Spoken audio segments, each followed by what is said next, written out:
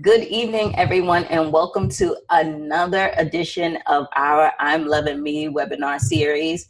I am your host, Gloria Ward, and tonight we have a topic that so many people either talk about or actually need advice or need some help with, and that is the topic of divorce. And tonight we have someone who has actually been through it and really will give some good insight on really what happens when you're in the mix of a divorce or even going through a divorce. Because sometimes when you get married, you always thinking that you're going to be with the person that you marry forever. And when that does not work out, even though maybe in the back of your mind you have these doubts and ideas, you still think you should be able to go ahead and make it work. And tonight we have Miss Belita Gary, who's going to speak about divorce and just really give you some insight on her journey. And I know it's going to be something that you can relate to. And I just want you guys to just really sit back and listen to the nuggets that she's going to give, because it's going to be a real powerful story. So, Belita, thank you so much for being here. Sure. Thank you so much for being inside our community and really giving us some insight on this topic. So I will just let you go ahead and take it from there. When you were married, of course. Yes, I was married for 13 years. And very happily married until, and what happened? Well, was married for 13 years, married my high school sweetheart, actually, in high school.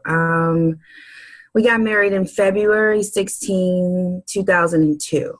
And couldn't have told us that we wasn't in love. We just knew we was in love. We were going to be together forever. It didn't matter what came. We were going to face that thing together. So our marriage started to take a turn, I want to say December 2010. I'm actually from the Washington, D.C. area, so we had a home in Baltimore, Maryland. Okay. Started seeing some change within my ex demeanor coming home. It was a carrier for Federal Express. And so if you know anything about FedEx, November, December, they're very, very busy. Right. And so I just started seeing a change, but let me back it up some. Him and I had already, within that year, when it first hit 2010 hit, we started to have some issues, some breakdown. Communication was a big one. When my ex and I got together, we both came from broken households. And when I say that is, neither one of us had a father in the household. So we were both being raised by Black single moms. Right. And that was something that we talked about even, as dating, that, we wanted to, when we have children. So we thought we wanted to be present because neither one of our fathers were active. They're both still living at the time when we were married, but were not in our lives. And so what I didn't get at the time that I understand now is the fact that him and I were both broken. When we came into the relationship, we were both, I was overweight at the time in high school. He was overweight. And so when I saw him, we kind of started, was more so we became friends. We were friends first before we started to date. And it was like, okay, my self-esteem was very low. And you wouldn't have thought that meeting me, because growing up, I'm the oldest of four. So I'm the oldest sister of four. And from the outside, I appeared to have everything going, together. My sisters making sure they were good, and but inside it was like rough. the older sister role, basically. Right, exactly. So him and I, like I said, we got together and we was like, okay, we're gonna make this thing work. Right. And so, but it just started to break down. At the time I was working on my master's degree. I had a business, my own childcare business at the time. And so I really wanted to go back and finish. I wanted to open up a big center. And so being married at the time, my ex was, no, I want you to be home. I want to start a family. And I'm okay, you know, so it's like what we had discussed, it was kind of like, wait a minute, you know, he saw the money coming in because it was coming in really, really good. But, you know, there's other things that have to be taken care of. It's not just about money, and, you know, there's more things. And so we just started arguing a lot. And then too, another thing that, you know, I really didn't understand that I understand now is, what husband do you know have a BFF as a female? I don't know of one. But now going through it and understanding it, that BFF ended up being the other woman. That I didn't know until later on. I actually worked at the same place as my ex-husband. And, you know, it was just when it was brought up, oh, this is such and such, and oh, she's my BFF, and, you know, she has a boyfriend at the time. They have been dating for 14, 15 years, living together. And so again, I'm somewhere else. I'm really believing that my ex is telling me the truth. Okay. And again, because my mom did end up remarried, so I have a stepfather. However, the relationship, it wasn't like I got it when I was a little girl from my biological dad. So, you know, I didn't have all of those, you know, you're beautiful, I love you, and all of those things to affirm me, you know. And so I'm taking everything that my ex is telling me at the time to be true. Okay. And you want to be able to trust the person that you're with. Right. You don't want to bring those, that stereotypical thing and that negativity into your marriage, saying, oh, my husband can't have a friend who's a female, because automatically something is going on. What you're saying is, you know what? This is my husband. I gotta be able to trust him. Exactly. That this person is whatever. So, you know, you can't really fault you for that, because you was giving him the benefit of the doubt. But, you know, like they say, that gut thing inside. Exactly, because I felt it. And that was what I would call now a red flag. Okay. Intuition. That was definitely a red flag, and I missed it, you know, because I didn't know. I didn't have the tools then. Right. I'm taking what he said to be truth, and, you know, so I didn't know. So again, that year was really, really, you know, rocky for us. I was, you know, working and going to school. He was coming in, you know, it was just like a hit or miss, you know. And so when 2011 came, let's see, February, which was our anniversary month. I think that's when it actually happened, when the act took place between him and the other woman, because I remember the day when he came home, it's like he was off balance. I mean, it was like I was looking at somebody. I'm like, who is that? You know, he looked totally different when he walked in the door versus any other time he walked in the door. And so now knowing that it actually, you know, because him and I had a conversation, it actually took place in February, and I was crushed. I mean, crushed still, but I was like, you know, Tag, that's our anniversary, you know. Forgive me, but I'm just like, wait a minute, couldn't have did it in January. I'm just like, you know, wait a minute, you know, February, you know, come on, dude. Right. You know, so I was definitely, and he held it for a very, very long time, but I already knew in my gut, I already knew. Yeah. And as I started to see before this act actually took place and he actually had the affair, I began to reach out online on Facebook with a friend that we had all went to school with, who happened to be married also. And him and I just started talking, you know, sharing, you know, just going back and forth. And the next thing you know, it was like, wait a minute, I've been liking you since high school. And I'm like, hold up, wait a minute, this is absolutely crazy. But again, I'm not getting what I need at home. Exactly. That part. So I am talking to this other man, and I'm getting what I'm feeling like I need at the time, when all along I needed was God. But he came onto the scene, but I just wasn't ready for him to come onto the scene at that moment. Exactly. So once my ex, had told me what had went on and what, the fact that he wanted to be with this woman, deep down, I kind of in my gut thought it was the BFF.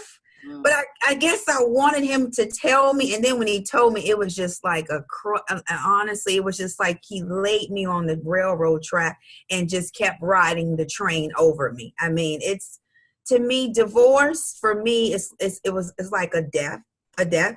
And you are alive, but you're dead, and you're feeling your organs are being ripped out of you one by one by one. And because you're joined together, and then when you break apart, it's ripping things apart because you got one, now you're two. Right. And so I'm feeling all of this in the process of that. I'm depressed. I am just frustrated. Again, I've told you I'm the oldest sister, so I'm trying to keep it together. And that's the question that I was going to ask. So here you are, you're going through all of this, right? You're through all of this. You reach outside, but was there somebody inside that you can actually talk to? Was it somebody that you can say, who you can be vulnerable with? Because, most of the time when you're going through stuff like that, you want to be able to keep it all together because the outside appearance is like, not in my home. My home is supposed to be different. Yeah. My home is supposed to, it's not like that until it happens. And you're like, well, I really don't have nobody to talk to because they already believe I got it all together and I can't be vulnerable with somebody.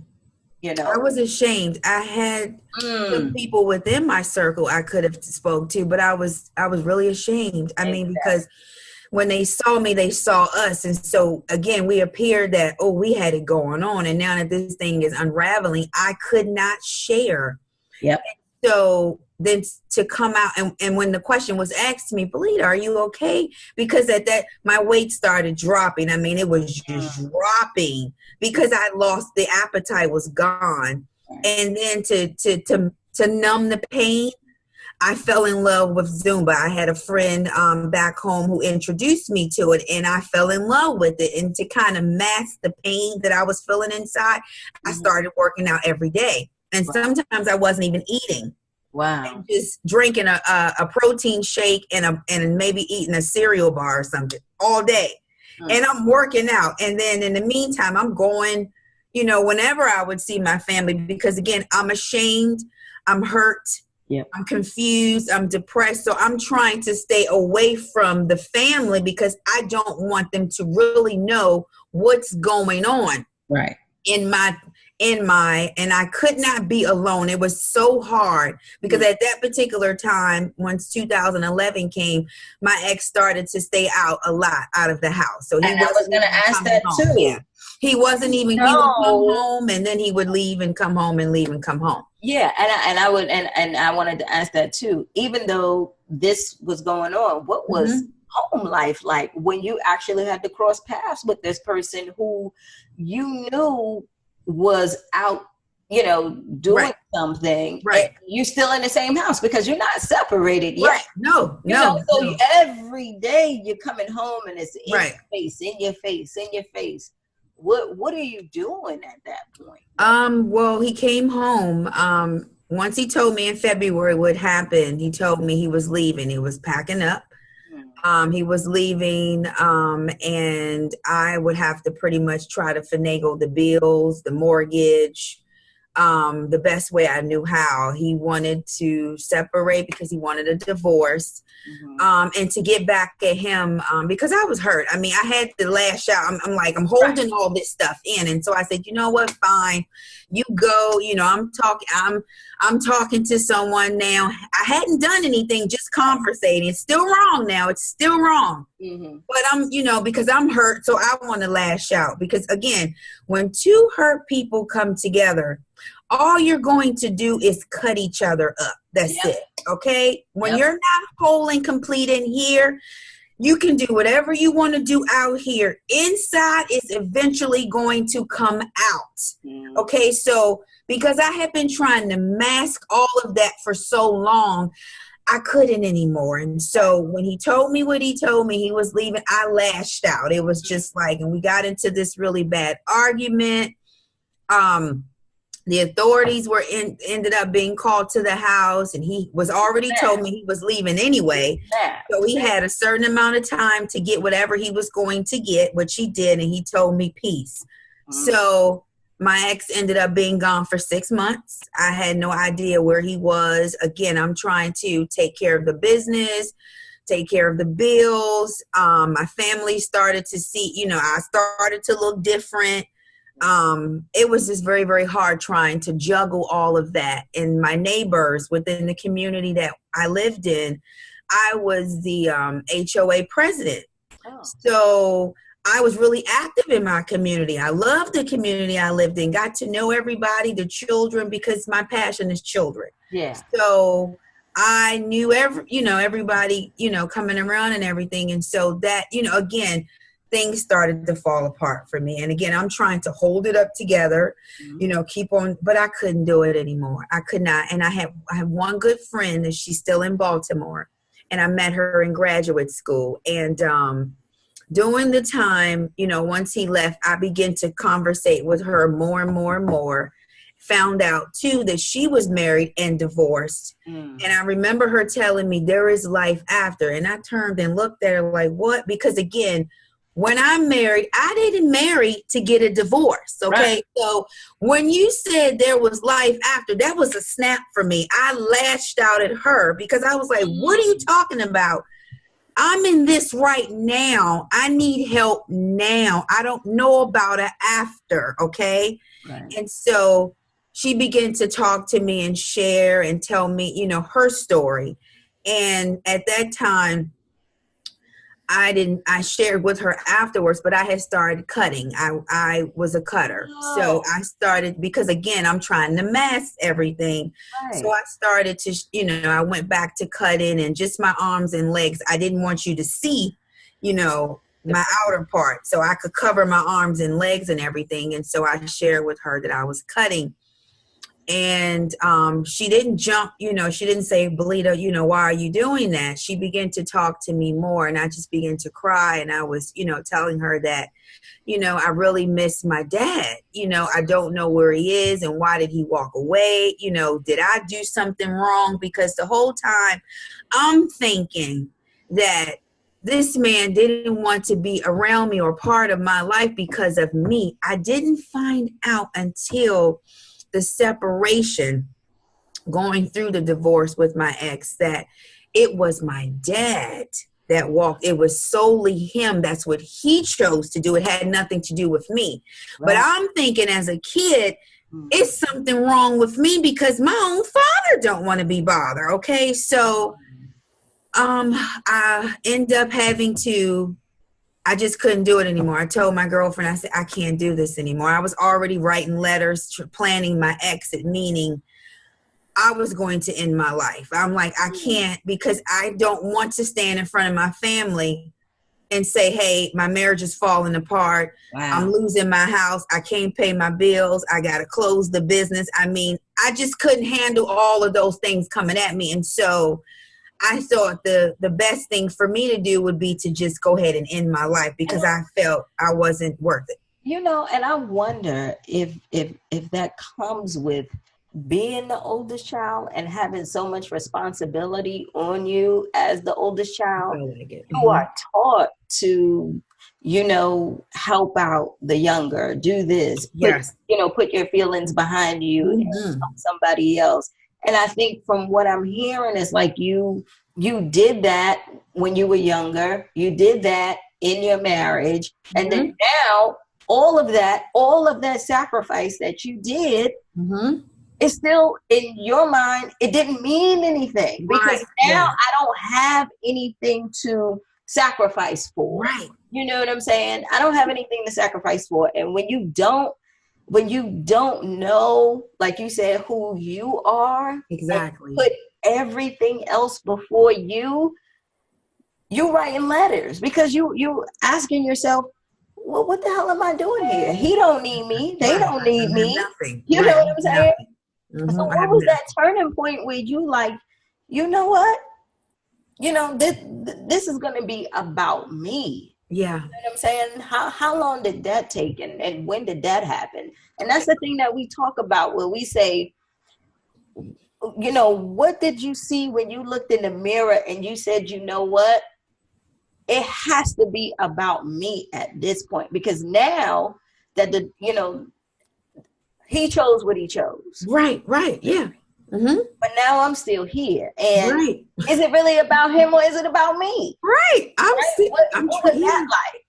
I was trying. I mean, I honestly, I stopped looking at myself. I didn't want to see myself because, again, like I said, I was cutting. So Yeah. I looked bad. And so I didn't even want to look at myself. It wasn't until April of 2012, 11, 12. I remember my girlfriend called me. I didn't answer. She called me again. I answer. Okay. At this time, my business had closed March of 12 that's when everything shut down. Everything was done. She called me, and again, that night before, I had some pills in the cabinet. I don't even remember. I just was taking them. I don't even know. I know I took a lot. Okay. And I took it with a tall glass of wine and wrote my letter and laid it next to me. Wine, girl. And I said, but you know what I did say? What's that? God, I'm ready to come home because I can't do this anymore. That was the surrender part right there. I didn't even know. But that was the surrender part. And I was like, I'm ready to go because this ain't work. I don't know what else to do. I'm ashamed. So I'm taking this. When I wake up, I want to see you. That's what I thought, okay? So I took it, woke up the next morning, like, why am I still here? I mean, literally, I'm sitting up in the bed like, I'm woke in the pain. I'm still feeling this pain. And so when she called me, I had no idea. She was sitting outside my door. I had no idea. Wow. And she called me. She said, Belita, pack a bag. We're going to go out. I'm like, what? I don't go where? We're going to go out. Yeah. And so I'm like, okay. I'm thinking it's going to take her some time to get there because, again, I didn't know she was outside of my house. Right. So a couple minutes later, she rings the doorbell. I'm like, wait a minute, I'm not even. So I opened the door and let her in, and she said, are you ready? I'm like, okay. I grabbed some stuff, put it in the back. I had no idea. She took me to a hospital. Look at this. This is from what you said and from what happened. When you said, God, when I wake up, I want to see you, it was right at the door. It was right at the door. Yeah. She was the angel. I'm saying? In the flesh. She was the angel. In the flesh. So thank God for that. Yeah. Yeah. So she took me. I got in her. I didn't fuss her. She took my keys, everything, and drove me to a hospital. It was a mental hospital. Okay. That I went to in Baltimore, and it was there when I actually was told to stand up and look at myself in the mirror. I hadn't done it in probably years. I was getting dressed in the dark. I mean, I just never looked at myself during that time of separating and going through the divorce. I didn't like what I saw. And so I remember I had a social worker there. And she asked me, she said, Belita, I want you to stand up and I want you to look at yourself in the mirror and tell me what you see. I'm going to write everything on it was a dry erase board. And I just began to just go. I see ugly, fat, stupid, low. I mean, I was just going. Right. And she wrote everything that I, said. I'm looking at myself in the mirror, and even looking at myself in the mirror, I mean, I began to break down, but I saw a little girl. I saw the younger version of me, hurt, broken, lost. And then I saw different stages as I had grown up to become a woman. And it was like they were all, from my younger up to where I was then, turned and looked. And I just saw this smile on my face. And she said, Belita, why are you smiling? And I said, I don't know. Oh. And she said, you're beautiful. And I said, what? Because I'm like, what? Why are you telling me this? I don't see me being beautiful. And she just began to pour. She had me to turn and look at the board. Okay. I looked at the board. She said, take a good look at all of this that I wrote it down. I want you to see it. I'm going to erase it, Belita, because that's not who you are. I'm erasing that. You have purpose. Yes. You're here, but you're not going to be here long. This is not the place for you. I never heard those words before. Never. Wow. I wasn't even expecting to hear that in a hospital. So she too was an angel. I had two angels, my girlfriend and her. Yes. Okay. Yes. She erased the board. She began to have me to go to the board. It was a tall mirror that she had for me to look at. Mm-hmm. He wanted me to write what I was feeling. If it was negative, flip it and write something positive. She said, I don't care how long it takes. We're going to be here for, and I wrote that. I wrote that I was happy at the moment. And she said, we're going to go from there. Mm-hmm. Because I felt like, okay, 5 minutes and I was right back to where I started. She said, okay, we're going to start small. So I said, I'm happy right now. I'm happy. Mm-hmm. She said, okay, what else? And I said, well, I love children. And she said, okay, you can't give them you right now because you're not well, because they're going to take that in. So we got to get you to a happy place. Yeah. When she said that, I saw all of the children faces that I had taught through my years of teaching, working in the school system, and I just began to go. Happy, beautiful. I mean, the thing clicked for me. Right. I was like, oh my God. I started to see their faces. And so we did these exercises every day for about an hour. I was in the hospital for about a month. Okay. And we would have group sessions. And I can remember being in this facility with some people that were really, really in a dark place. Now, I was in a dark place too, but they were in a dark place. Right. And when I stood to share my story and I remember one of the young girls saying, you know what? It's his loss, okay?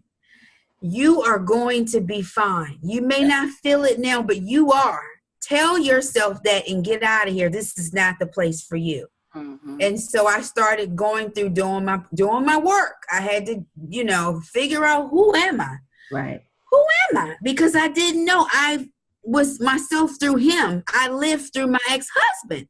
Right. Okay, so we live through them because we don't know who we are. So how are you going to go and get with someone you don't even know who you are? You're wanting someone to validate you. Exactly. You got to validate you. And so I began to learn those tools in the hospital. Mm-hmm. I stayed in there for a month, and then when I was actually ready to check out, I had no idea, but my mom had actually contacted my biological father, who lives in Georgia. At the time, I was in Baltimore. Wow. And so he agreed. She said, look, she's in a bad place.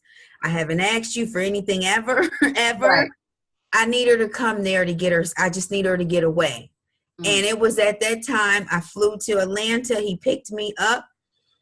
My doctors there had found me, doctors to see here, and my dad came with me to my sessions. He began to share. Oh. I mean, it was just so much that I, again, had no idea that he was going through. I had no idea. And so that really helped me. Yes. It really, really helped me. And then I started to, spend more time and praying and talking to God. And I just had to go. I was like, look, I need help. I don't even know where I'm supposed to go. But if this obviously can't be the end, because you would have ended it for me. Okay. Exactly. So what am I supposed to do from here? Where am I supposed to go? And so it was a process. It was hard. But you know what? I found me. I found me in all of it. And it was, oh my God, I found out who I am. I'm his. Mm-hmm. I now know God has my heart. And so he won't even allow it to be trampled on anymore, because I've given it to him. I have totally turned over everything. And it was a process. And when I say, because I would say, okay, God, I'm yours. I will go give it to him. 10 minutes later, go snatch it back. You moving too slow. I can't do it. I'm gonna do what I want to do. And so and again, he was always there. He was ready for me to let him in when I was ready. Another turning point for me was I heard TD Jakes, he did a session on Let It Go forgiveness. He came to the church that I was at in Maryland, and he actually did a 3-day conference on forgiveness. And that was because I came to Atlanta. My dad, I was here for about 2 months, came down here, stayed with him for 2 months. And that was a breaking point for me. I mean, it was absolutely, I actually, you know what, I forgave my dad. You know, I told him, I said, you know, I understand, you know, thank you for sharing. Thank you for telling me, because I was carrying all that weight on for all of those years. Yep. And our relationship still isn't the best, but I understand now where he was coming from. I get it. So I'm not holding on to that. I don't have any, anything bad towards my dad. I'm good in that area, but I was just glad that he was able to share. I love your story, because it is something that I'm passionate about, and what is the root of this movement that I'm starting, because what you probably don't see that I recognize is how God put you on the path to get you right back to the thing that you wanted the most, right? Yeah. So I see a person who did everything for everybody else, but had this longing, met someone, and on that journey, he knew you was going to get lost in that. So he had to go ahead and disrupt this so that you can go ahead and get out there and find out who you are, because you wasn't going to do it by yourself. Yeah, absolutely. You wasn't going to do it by yourself. If he left it up to you, we would have been in the same thing, like, I got to do this, I got to do that, I got to get my business, I got to get all this stuff together, where he said, Belita, you know what? If you love children, you can't give them something that you don't have. Right, because I was trying. And you're going to learn how to do it, because right now you're not getting it. You're not getting it. So he disrupts the whole life. Oh, yeah. To get you to heal, right? Yeah. Yes. Get you to what you ultimately wanted, was a relationship with your dad. Yes. And girl, now here you are. You're empowering kids. You're empowering yourself. Yeah. Doing what you want to do. And this is all the things that you asked God in the beginning. I sure did. God good. Look at that. You know what I'm saying? Awesome. We got to clap for that. He is awesome. Yes. Thank you, Lord. That is the thing that people don't recognize. It's like, yes, the storm is dark. And it hurts. And it gets crazy. But all of that is detox. Right? Yes. You getting rid of all of that. That's it. Yep. You have purpose. When you said, God, when I wake up, I want to see you, and it was right at the door, it wasn't the way you wanted it. Exactly right. You know what I'm saying? It wasn't the way you wanted it. You like, what the hell? Why am I? Wait a minute. I was doing all of that. Wait a minute. Yeah. You got purpose. There's a reason why you're here. And you know what? I'm going to show up in the flesh and get you to where you need to be. Yes. Not once, but twice. Yeah. And now here you are. Yeah. Amazing, Belita. Yeah. Amazing. I love the story. I love the story. And thank you so much for sharing. Sure. Because, a lot of people just don't think like that. It's not until when you're in the frame, you can't see nothing. It's when you step outside of it and you say, you know what? In the beginning, I really couldn't stand you because I thought you were my life. But now I have to thank you. Yeah. You know what I'm saying? Yes, I do. Now I have to thank you. The cheating, the infidelity, all of that stuff.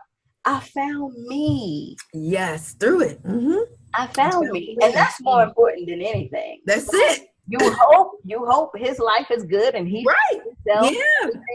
So Yes. you are, so what are you doing now? Are you empowering kids or? I am mentoring young girls. Yeah, I'm volunteering at my church. yeah, I'm a member of Dr. Creflo Dollar's church here in yeah. Georgia, World Changers. So I serve in the children's ministry. Whenever there's children around, you're gonna find me. Right, So, right. and gosh, let me see, how long has it been? I don't know, a couple months. Mm-hmm.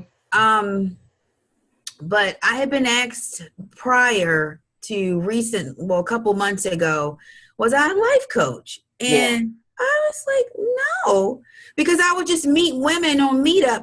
I yeah, joined Meetup and I would just go to these different groups and talk to women, and they felt so comfortable talking to me. of And I course. was just listening, because that's a lot of times what we don't do is listen. Okay. We Mm-hmm. do this, but we don't listen. Right. And so I began to just sit there and listen to these women, and they were asking me, B, have you ever thought about? And I was like, what?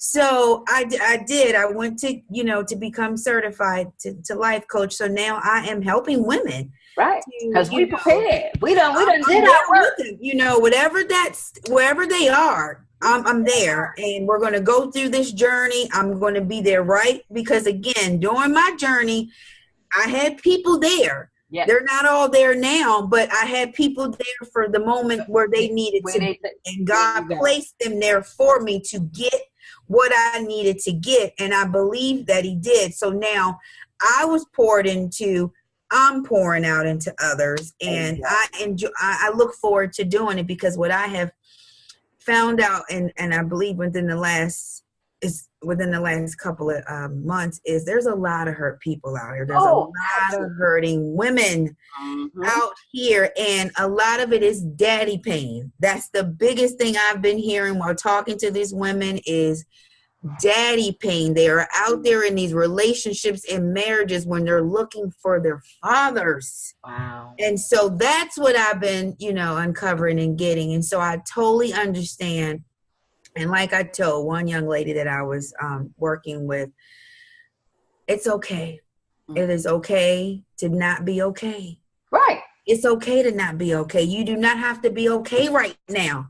Mm-hmm. You got to understand that there's triggers. Right. And that one for me was to get over it. Okay. That's what you never tell a person who's in the midst of something, is to get over it. Right. And so I'm helping women and the young lady that I was working with to get to a place where she can just learn to love herself. Ooh. And be comfortable with just where she is. We're not going to focus on him right now. I needed her to focus on her, because again, she threw all of herself in him and the kids, and now she's trying to find out who she is. And so that's what I'm doing, just talking to women, wherever they need me to meet up. I will definitely try to free up my schedule, because I now know that's where he put me here. God has given me several different gifts. I always thought it was just to teach kids. Uh-huh. I had no idea it was, he gives us other gifts. Yes, and ma'am. So when you're passionate about something, it just comes out of you. I can't hide this thing, So I did share with the young lady that I was working with, because she asked me, Belita, how do you know you're healed? How do you know you are over it? And I told her, I said, well, I actually can pray for my ex-husband. I'm in a great, I don't have an issue with doing it. I pray for him. I can speak about him and I'm not having a breakdown. Yep. And I can share my story. And I'm being very, very transparent about it. And that's, I told her the more I was able to be transparent and open, that was actually healing me. Mm-hmm. That was actually healing me. And so I told her, you're not there right now, but you will be. You will be. You will be. And so I actually had her to, I always like to have index cards. And so we would write down a word and something positive. Right. That you're beautiful, you're special, and why are you beautiful, or why are you special? And then we would elaborate more on that. So that's what I've been doing. Amazing. I really, really, really love your story because, it's my passion too, Yeah. and I'm just so glad that we were able to Yeah. share tonight all of these Yeah. good things. So how, if a woman has questions, can she add you on Facebook, She or do can. you have She something, can or find me on email Facebook. you? Okay, what's your Facebook handle? It is B Transformer Gary. Okay. And then you can email me. It's BEETHE B, what is it? Be the life coach. Hold on one second. Hold on. Yes, it's be the life coach at gmail.com. Okay, that's So it's Be the Life BEE, Coach. the life coach at gmail.com. You can find me. You can send me an email. I will definitely email you back. My telephone, I'm gonna even give my telephone number. It's 678-471-6354. I don't care what it is, call me. I know what it's like. I've been there. I'm just thank God that he's using me to help others. So that's why I'm here to help someone else. So I understand now my journey, although it was hard and it was a journey, but I got through it. So now that I'm through it, I have to go back and help others. And so as long as he gives me breath in this body, that's what I'm going to continue to do because I don't know how to do nothing else. Right. So you definitely can reach me there and I'll be waiting. Oh man, ladies, I'm telling you, the nuggets that she dropped tonight was so amazing. And again, like I said, coming from a place where you have to act like you're keeping it all together, you can't be vulnerable with anyone, and Right. just knowing the breakdown that comes with that. We have a person who actually went through that, overcame that, and now is helping other women. If you have any issue that you would want to speak about, we're going to put her information inside of our Facebook post. We want you to reach out. We want you to be a part of the community and be involved, because that's what this is all about. Right. And I just thank God that you came today, because Sure. it's so amazing to connect with people who just get it. And when you walking through that fire, like I said, it burns and it hurts, and you coping and you trying. But I'm telling you, it ain't no feeling like coming out of that and being able to reach back and grab somebody out of it. You don't have to get in that 360-degree fire. Right. I can pull you out. I can pull you out. Get off the merry-go-round. Because I got the strength to do it now. Right. And that's what you're happy about, So thank you so much for being here. And thank you so much for, being a part of our community and sharing your story. And I greatly, greatly appreciate it. Ladies, please continue to like our Facebook. Please connect with us on Instagram. It's the I'm Loving Me Project, where we are trying to dispel these limiting beliefs as women so that you can really, really, really live your best life and walk that path that you're supposed to walk in your life. So guys, thank you so much for being here. We are going to actually cut this short, but I'm going to put all of her information in our Facebook post for you. Belita, thank you so much again. Okay? Thank you, Gloria. All right. All right, guys. See ya. Bye-bye.